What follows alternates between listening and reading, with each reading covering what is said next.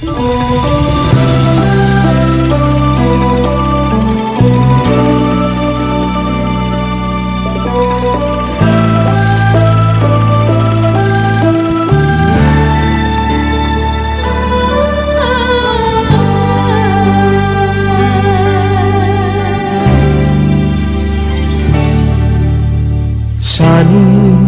ตั้งใจสู้เพื่อแผ่นดิน